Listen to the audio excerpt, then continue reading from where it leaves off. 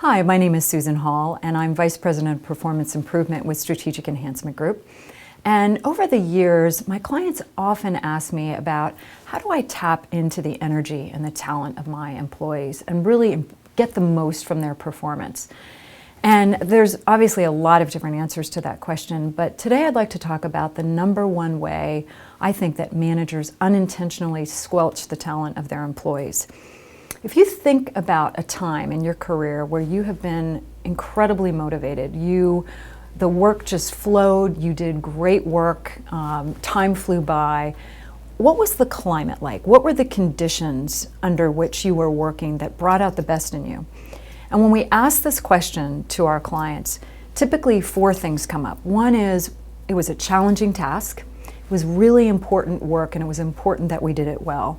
Secondly, we had very clear goals. We knew what the overall vision of the project was. Third, there was an amount of autonomy that we had, freedom and flexibility and free reign. And fourth, there was some accountability. We knew that there was some skin in the game. There were some stakes, some pretty high stakes for the project. When we ask, okay, so where was your boss when all of this was happening? What's interesting is that we get people thinking, either they weren't there, or they provided clear direction, they provided vision, they provided feedback, but they weren't hovering over us. In other words, never do we hear the boss was standing over me telling me exactly what to do. So I think often, unintentionally, good managers fail to become great leaders by micromanaging their employees, and especially in sales, we find that they often close business for them, or they tell their employees what to do. So the question becomes, how do we get over this and how do we move forward?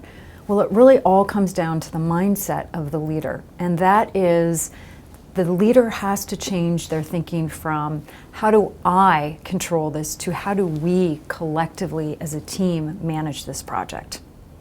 And what that entails, certainly it's simple, it's not easy, but it's important that they create a shared vision, that their team clearly understands what those goals are, what that vision is, that they create a culture and a team environment where people feel free to contribute their best thinking, expressing and exploring ideas, and they're not going to feel judged or squelched down.